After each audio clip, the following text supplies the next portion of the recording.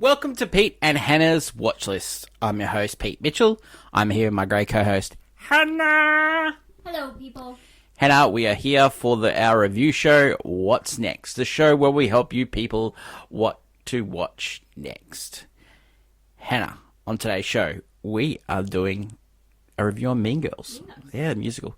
We're also going to have a look at Jason Statham's Beekeeper. Not the bees. And Holdovers, which stars Paul Giamatti and directed by Alexander Payne. But before we begin, let us tell the viewers what they should do. Pretty please leave a like and subscribe to our channel. Subscribe! And leave a comment down below, any feedback, and maybe what you're watching this week. Comment down below! Hit the notification and you'll get great content like this one. We started our new TV review show. We interrupt this programming. Where I looked at Slow Horses and also Jack Reacher, which is coming to its end, and we'll talk about season 2 next week on the show. We also did the French Connection, which is the AFL Top Cast. Next week for the viewers at home, it's Goodfellas. So if you want to watch that, that's number 92. Before we get going, no championship belt holder so far. No. It's too early in the season, but we'll keep you updated if we have a championship belt holder runner. Let's go on to the reviews, and the first review today is Mean Girls. Mean Girls. The elevator pitch.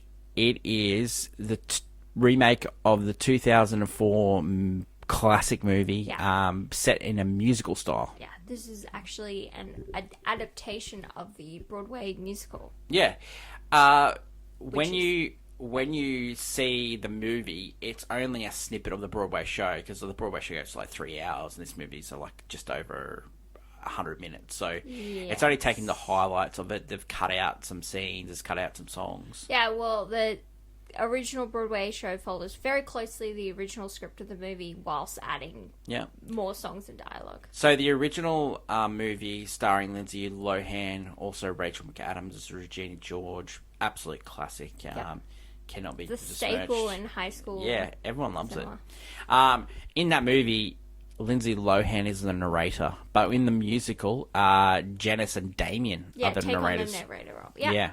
That's because they have their starting song, which is Cautionary Tale, and they become like the pseudo narrators of the story. For sure. They're on the outs. They understand the social life, whereas Katie's new to it, so she doesn't understand things. Yeah. They've taken a different perspective on the movie. Katie's in Africa. Her mum gets a job in Northwestern and she's going to high school for the first time.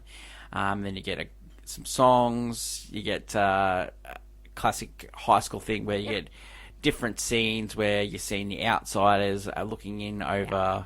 If you haven't seen Mean Girls, it's basically new girl moves to a new school, and she meets the most popular girls in school who are actually very rude, they're just mean. They're the popular girls. She then becomes friends with them and then finds herself becoming said Mean Girl. And this is like a quasi musical, how that is. Yeah, so let's go into.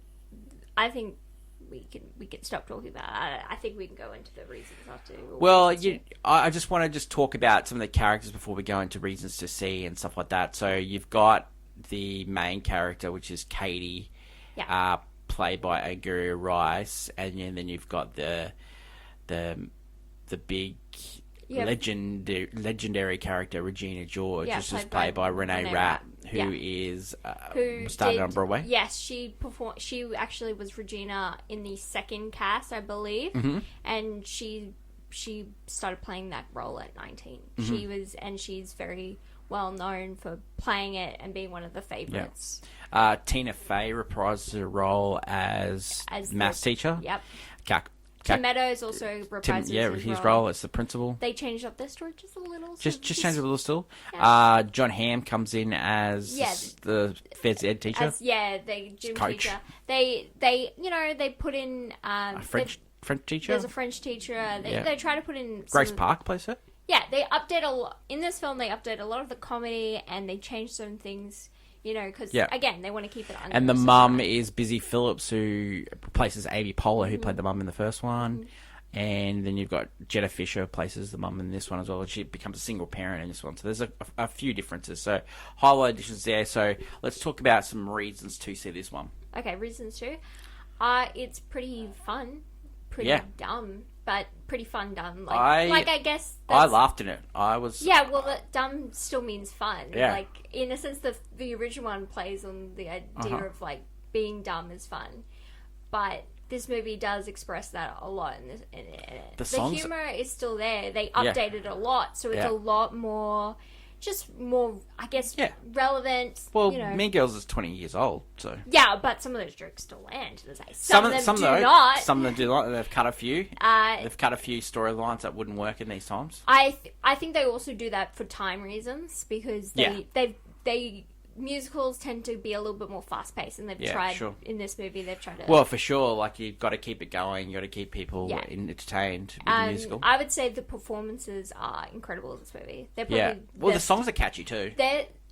I'll get into that, but the performances in this movie are a standout. They are, some of them are even like, they hold a candle to the original, even though the original is the pinnacle.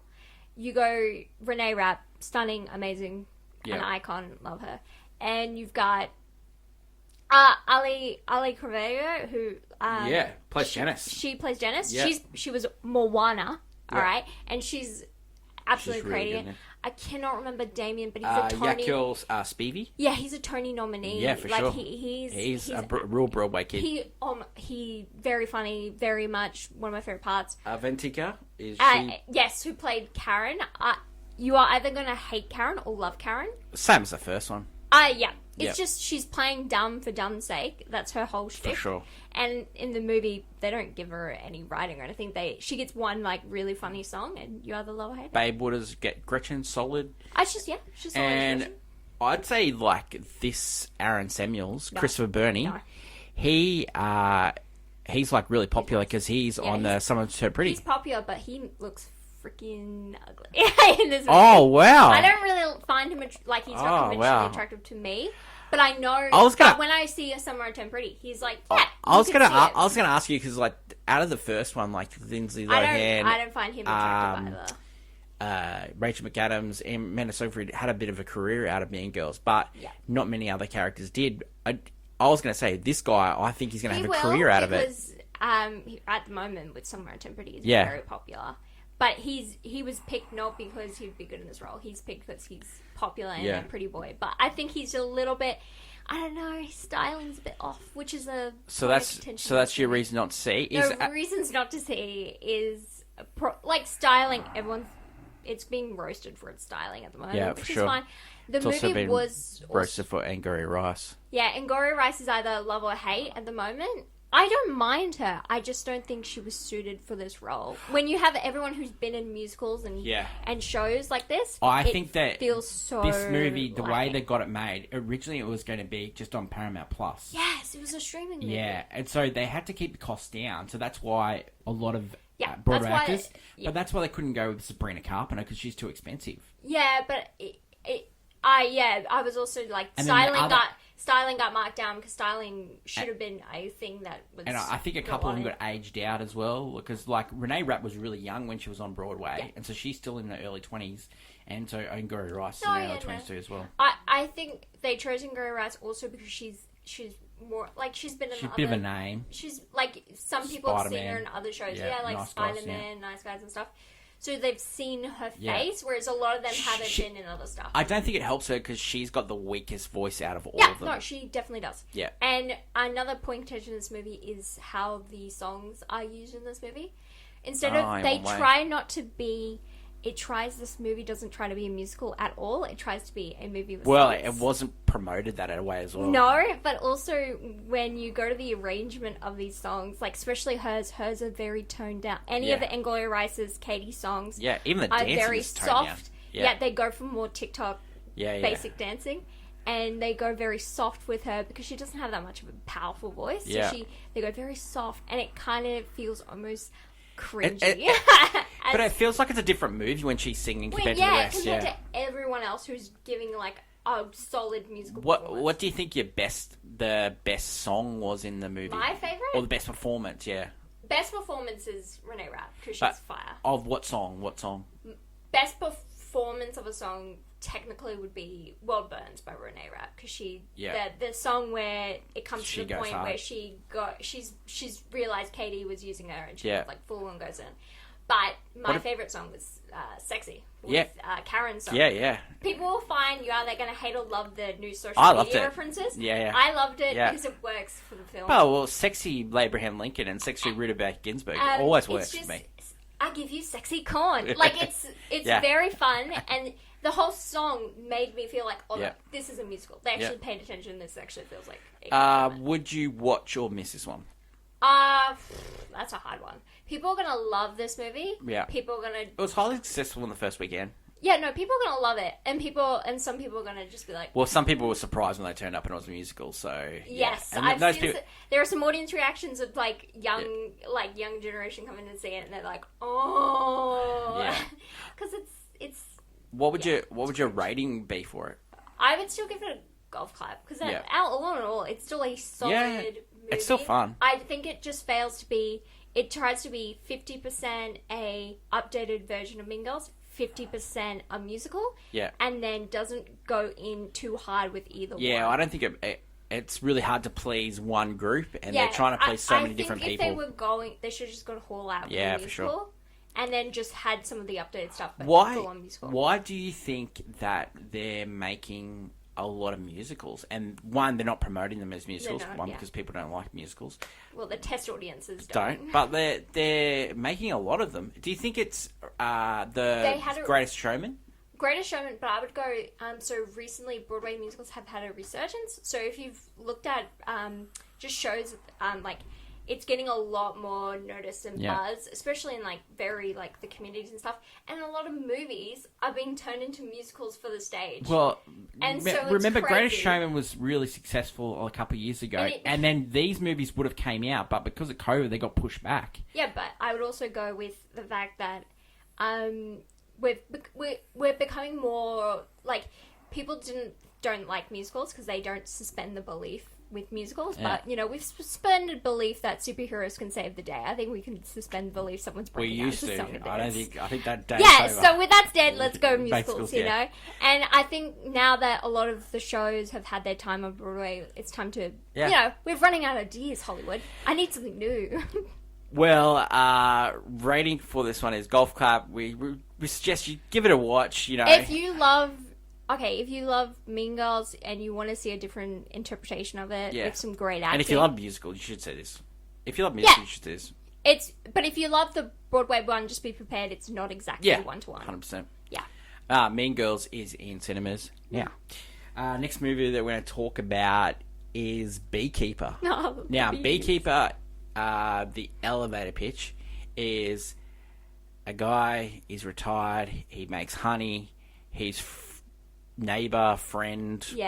landlord who looked after him. Loses all her money in a scam, and she kills herself, and then he goes to find out why, and then it ends up being like a massive conspiracy, and then he tries to find vengeance. And the thing with this movie is that he's actually part of a secret organization known as the Beekeepers. He's a bee man, my dude. It's John Wick. It's John Wick and Jack Ryan's like younger cousin. Yeah, and like it's also the younger cousin. It's also that Mel Gibson movie with Julia Roberts, Conspiracy Theories. Yes. Okay. Yeah. 100%. So you've got Jason Statham, you've got Josh Hudson, you've got Jeremy Irons. Yes. Who else is in it? Felicia Rashad, isn't it? Minnie Driver's also in it as well. So it's a pretty good cast. It's directed by David Ayer, who directed Suicide Squad, and Fury. Also Fury. He was famously got his cut taken away from him in Suicide Squad. So, this movie is violent. It's fast paced, but then it slows down in bits. But it picks up, and then this movie escalates quickly. You have to. Yeah. This one is suspend belief that one moment he's doing this, and the next moment he's toppling on government. It's big set pieces where you go to one building to the next where Yeah. you're taking people down. You know? It's like traveling just different parts of the Yeah. country to go, next. There wasn't really like I think we've got to a point where like the way they kill people is like they're not cutting new ground. He didn't really do any like amazing kills. I will say he is very entertaining in this Yeah. movie. Jason Statham does really good action. There's Because a- he really gets into it, I think. There's a South African mercenary that is in this movie that is just... It has to be seen to be believed. Yeah. Chewing the scenery. His look, the way he he's dies got a as missing. well. He like goes on about how he defeated a beekeeper, Yeah. but he lost a leg. Yeah, And yeah. it's like... Yeah, I think this movie is only scratching the surface. I think the Beekeeper thing, I think it's... I could see definitely sequels in this movie. Yeah. It's a bit funny, like corny funny. Yeah, it's corny, funny. In a good way, for if you like these kind of movies. Yeah. It is so much like another one of those. And there's like American politics underneath. Like there's like dirty corruption. a politician that may or may not look like Hillary Clinton. Well, no, it's just that everything, you know. Well, she looks like Hillary Clinton. Yeah, too. but it's more so. Well, let's be honest. Like that, She's a blonde, wears pantsuit. That's how most 100%. I'm gonna The be writer honest. for this. The writer for this. most women who went for president have the same exact look. Every 100 time you watch a movie, they have the or Yeah, something. 100%. They have the exact This same is look. this is what it looks like. Reasons too. Reasons too, if you've liked movies like John Wick in the past, where a man just takes vengeance and has no qualm about Well, this reason is he his stands in bees his got way. attacked. He uses bees and honey because honey is flammable. Like It is, yeah. Yeah, It's the natural flame. it's crazy. And it's basically Jason Statham, Yeah. just one man war on crime. And You can definitely tell this is like been sitting in Jason Statham's head and it's just it's coming just out. a lot of fun. I think if And he you just walks from crime scene to crime scene. I just Yeah. love it. Yeah. it's your one man war on crime movie. Yeah. It's fun. If you like all the other ones in the past, I think you'll enjoy this one. Reasons not to. It's absurd. Yeah, it is. The idea is that the beekeepers are a society, kind of like Mission Impossible, where it's like a secret organization, not even the FBI know. Yeah. It's like secret. Yeah. And there's the idea that the bees themselves will attack the infested, queens Yeah. if they have a bad lineage. And so this movie goes from, attacking one organization to attacking another, to finding the guy that did it, to finding his mum. It's crazy, but it's great in that And sense.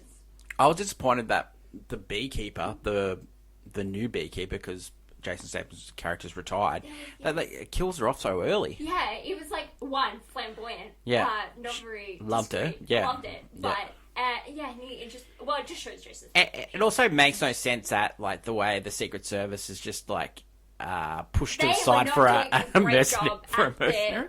Yeah. Should you watch And or miss this one can in I also cinema? say Jeremy Irons? Yeah, I think he was underutilized. Yeah, he was playing the simp to the president. Yeah, I don't yeah. understand. Yeah, I yeah. don't understand. He's Jeremy. He's Scar. Like, Yeah. he can play a villain. And they were like... He was no, in no, House no. of Gucci. No, he's not the villain. Josh Hutcherson is. And He I'm was- like, yeah, You're he talking was- about... I yeah. love his, like, douche bro stuff. Yeah. But, man, I was like... You Where's can Jeremy me Irons, to yeah. believe... There's Jeremy Irons right there. Yeah, And yeah. he's just like... Oh, but, like, your That is mother definitely a won't be reason happy. to see. Sorry. When we saw this movie, there was like heaps of people in the cinema. Yeah, Like so this Jason- movie's I proper. think- Yeah, Jason Statham is, like... yeah. Is an everyman action hero. This is a great January movie, actually. Yeah. Yeah. Solid. Solid January movie. So Watch or miss? I'd give it a watch if you love these type of movies. And running for this one? I would give it a go. Ooh, I think you're being generous. Okay, yeah, I think played it's on like playing my on phone. phone. I But- think after the first watch, I played on my phone. Yeah. Yeah, I don't think it's one like John Wick where you can watch it and 20 then, times. You know what? Also, I was thinking about he's barely the action is barely in it. There's a Yeah. lot of talking to undermine the president. There's Yeah. also this FBI plot as A well. lot of phone talking. Yeah, and Yeah. it's interesting, but it's like, oh, we're just here we're here to watch the next action sequence, not here to watch the next plot. I think we needed more bee action, really. Yes. Just think you're a bee, you know? Yeah. Beekeeper is now in cinemas all across the world. The next movie we're going to talk about is The Holdovers. The Holdovers is based on a book. Yes. and it stars Paul Giamatti, Divine Joy Randolph, newcomer Dominic Sessa. It is written, is directed by Alexander Payne. Yes. David Henson wrote the film. Alexander Payne, he did Sideways. He also did The Descendants with George Clooney. Oh, okay. He I did do that know that movie movie. with the Downsize with Matt Damon. I didn't see that, but I have seen. I haven't seen it. Love it. The elevator pitch. You are a teacher that has to look after students that don't get to go home. Yes. It's a boarding school. You start off with a few students and it dwindles away down just to one student, and then he convinces you to take you to Boston, and then it goes from there. Yeah. Reasons to see. It's a very lovely, it's that, if you ever love those movies where there's like that really no nonsense teacher and the rebel kid, and they work together and have a bonding relationship. It's that classic teacher student thing. Yeah, it's like Dead good Poets vibes. Society, Goodwill Hunting. Yeah. You could definitely see, like, if Robin Williams was still alive, he would have played the teacher. No, it's that kind of role. Yeah. And I think Divine Joy Randolph I love her. Yeah, she she's gives good. her character has her own story, and it's just she just has very subtle acting that works really well for Although the they role. call this like Oscar bait for a reason, because Oscars just love this stuff. They just It's love very it. heartwarming. Yeah, image. the kid I don't know, that he's got an underlying issue, and then you have to figure it out. Then one of the teachers has got an issue. Yes. He's like a single guy that's never had anything. He doesn't do anything but teach, and then you find out a situation behind that. Then Divine Joy Randolph, she lost her son in Vietnam, because this is set in the 1970s. Yeah, and this film, I would say lovingly, I love the look and style of this Yeah, film. the music is just It looks like a film from the 70s. Yeah. They've done it exactly like it with the filter and stuff. The filter, even the title at the start for Focus Films is It back has from the 70s. clicking at the start. Yeah, like it's got the actual film. That's, Yes, used as it's well. actually it's adorable. Yeah. The thing is, it's very adorable. I wouldn't go, this is Yeah, up there. I just don't think it's a classic film. I don't know. But I think I can see why people like it. No, very enjoyable. Kind of like your Boys in the Boat kind of thing. It's that enjoyable, feel-good movie. Yeah, it's just like something you switch on and say. I don't think it's a cinema sort of type film. No, Yeah. it's a good solid watch if you're like, I'm with my parents and what are we gonna watch? What do you think? Holdovers. What do you think of Not Saltburn, What do you the think? Holdovers. What do you think of all these people saying it's a Christmas movie? Yeah, I don't love it because it plays a Christmas song I absolutely diabolically hate. Yeah, so it's set at Christmas, I but- will refuse any movie that has that song.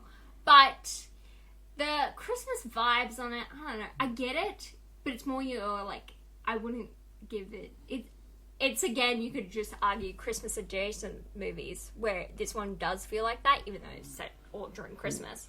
It feels more Christmas adjacent because. What do you think of Paul Giamatti's performance? I liked it. I don't think it's it's getting a lot of praise, and I think as a comedic, he does what almost every actor who's played a teacher has done, which is done a really great performance with what is essentially just a great role. Yeah. And playing the teacher that pretends he doesn't give a hoot but actually cares about his students. Mm-hmm. Everyone who's played it has done it really well, and he also does it. Yeah. I think he's an interesting performance. They have this thing about his eyes in the film. Yeah. One of them's kind of lazy, but it switches kind Yeah, of in the yeah. film. Yeah, and yeah. it's...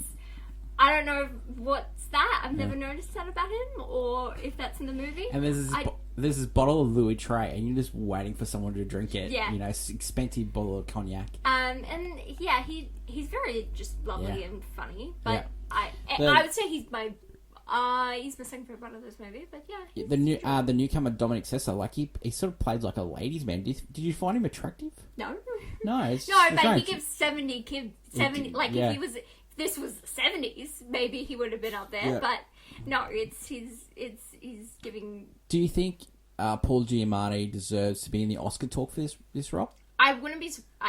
He'd be nominated. I don't think he should be up there with Yeah. some of the other. I mean, some of the other. We're talking about. Who we're talking about? We're talking about Cillian Murphy. We're talking about. Who else has been nominated? Not. I would never give anyone to Flowers of the Killer Bird. No. Well, he's going to be nominated. Yeah, but I would probably like Cillian Murphy. Even like no, there's someone else. Can't remember right now. Oh, Barry Keogh from Saltburn.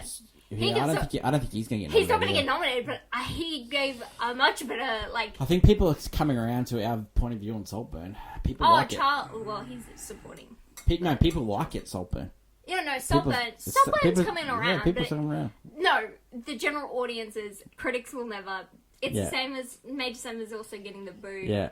Because, Well, the critics love this movie. They love the Holdovers. They absolutely adore it. and I think they'll adore it, but you can't, Paul Giamatti, I don't think this could be this is not his magnus opus, Well, it's probably Mr. Holland's opus. He's probably like, his name is Richard Dreyfuss. He played a teacher in that. Yeah, you're saying, we're going to do it again like last year. I just don't think... We can't give away. No, we can't do it again. I think it's Killian's, but should you watch or miss Holdovers? I think if you love these feel-good teacher stories, this is definitely... If you're an older parent, I think you should take them to see this. I think it's just perfect for like them. older kids. No, older mum or dad or, grandparent. Oh, yeah, if you have, parents of your own and you're like, what's the movie to go see? Yeah, Holdovers. take them to see It's this. an enjoyable experience. Yeah. Yeah, it's fun, it's light. Yep. Rating for this movie. I think it's just by the numbers golf clap. Yes, 100%. It's just like we're getting a lot of these. Yeah, the Oscars little bait. Yeah, it's fine. Like a lot of people didn't like the movie Green Book, but this movie is just Green Book. Yeah, this movie's Green Book. Sweet, it's fine. Yeah, it's fine. That's it for the reviews today. So we've talked about Mean Girls, which we say you should watch, and it's a golf clap. We talked about Beekeeper, Jason Statham, which is a watch, but it's a play on my phone. And we talked about Holdovers, probably wait to streaming, but if you've got a parent, go take them to see it, and that is a golf clap as well. Thanks to my great co-host, Hannah. Later in the week, we've got movie news, which is Hannah's turn to clickbait, and we'll preview the movies that we're going to be watching next week, which will be Colour Purple and Anatomy of the... No, Colour Purple's the week after, sorry. Yeah, no, it's Iron Claw. Priscilla. And All the Strangers. All of Us Strangers, yeah. The week after is Colour Purple. I'm getting ahead of myself. Thanks everyone for watching. Don't forget to leave your feedback on what movies you've seen. And if you've seen any of these movies, if you agree or disagree, just let us know. Until later in the week when we catch up for movie news, it's bye for now.